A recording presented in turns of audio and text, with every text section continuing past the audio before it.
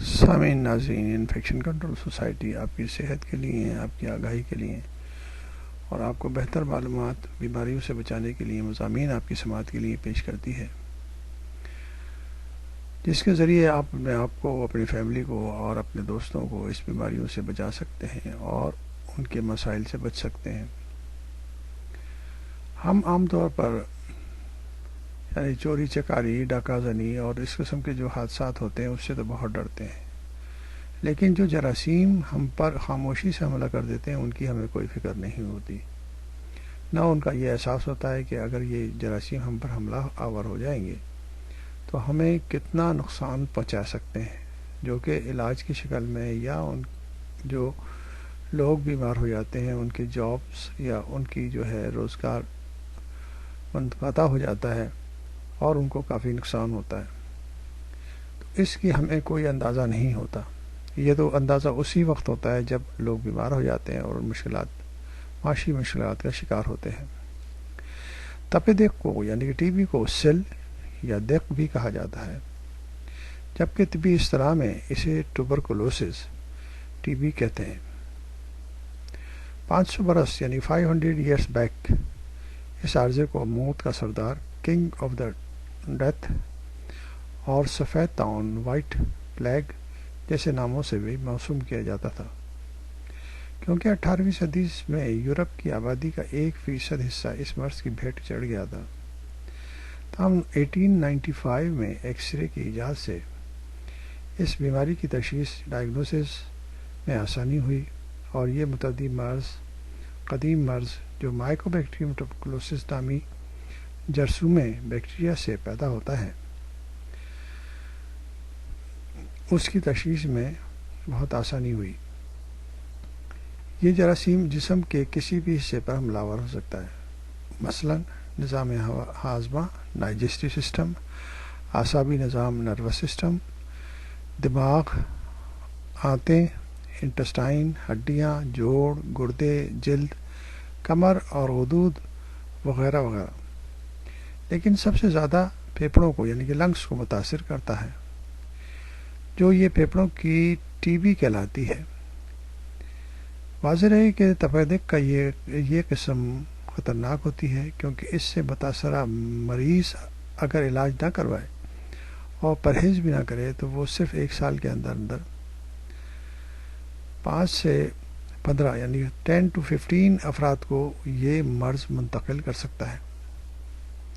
طبی ماہرین کی رائے کے مطابق تپ دق چھوت کی بیماری ہے جو کہ ایک سے دوسرے کو بآسانی لگ سکتی ہے،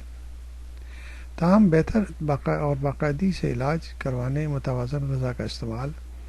صاف ستھری آب و ہوا کی بدولت مرض پر جلد قابو پایا جا سکتا ہے۔ اس مرض کے متاثرہ 75% مریضوں کی عمر 15 to 49 ایئرس کے درمیان ہوتی ہے، کیونکہ تپ دق ٹی بی کے جراثیم ہوا کے ذریعے ایک فرد سے دوسرے فرد تک جا پہنچتے ہیں، اس لیے جب یہ مریض چھینکتا، کھانستا یا تھوکتا ہے تو یہ جراثیم ہوا میں تحلیل ہو کر ان افراد کے جسم اور ان کے مدافعتی نظام کمزور ہو آکسیجن کے ساتھ یہ بآسانی داخل ہو جاتے ہیں، پھیپھڑوں کی افزائش نسل کرتے ہیں، اور یہ پھیپھڑوں میں افزائش نسل کرتے ہیں یعنی کہ اس میں ملٹیپلائی ہوتے ہیں۔ اگلے مرحلے میں خون اور لمف محلول کے ذریعے جسم کے دوسرے حصوں میں پہنچ جاتے ہیں۔ سب سے عام مسئلہ ہمارے جیسے ملکوں کا یہ ہے کہ اگر کوئی ٹی بی کا مریض سڑک کے کنارے بیٹھا ہے اور وہاں پر وہ اسپٹ کرتا ہے اور وہ جو اسپیوٹم ہے اگر سوکھ جائے تو جراثیم اس میں مرتے نہیں ہیں۔ اسی طرح یہ جراثیم ہوا سے اور دھول مٹی سے ہوا میں معلق ہو کر اور کھانے پینے کی اشیاء پر جا گرتے ہیں، کیونکہ ہمارے جیسے شہروں میں روڈ کے کنارے ساری دکانیں اور سارے جو بازار ہیں وہ زیادہ تر روڈ کے کنارے ہی ہوتے ہیں، اس میں اوپن کھانے کی اشیاء بھی فراہم ہوتی ہیں، ٹھیلوں پہ بھی فراہم کی جاتی ہیں، تو یہ جراثیم ان اشیاء تک پہنچ کر ان کو استعمال کرنے والے لوگوں کو بآسانی متاثر کر سکتے ہیں۔ واضح ہے کہ کسی بھی فرد کے پھیپھڑوں، ناک یا گلے میں موجود جراثیم کو دوسرے فرد تک متاثر کرنا بہت آسان ہے، لیکن جسم کے باقی حصوں میں پائے جانے والے جراثیم دوسرے فرد کو متاثر نہیں کرتے۔ مرض کے ابتدائی علامات میں 2 ہفتے یا اس سے زائد مدت کا ایسا بخار اور کھانسی جو عام علاج سے ٹھیک نہ ہو، سینے میں درد، سانس پھولنا، وزن کا کم ہو جانا، بھوک نہ لگنا یا کم ہو جانا، کھانسی کے ذریعے بلغم، اسپوٹم یا اس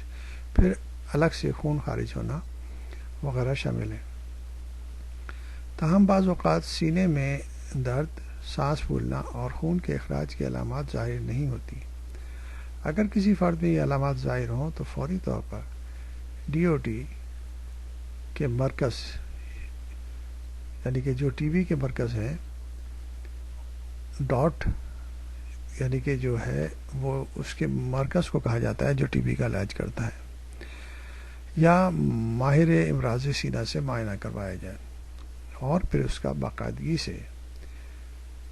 علاج کروایا جائے، تاکہ اور جو لوگ بھی اس کے ساتھ رہتے ہیں ان کے لیے ضروری ہے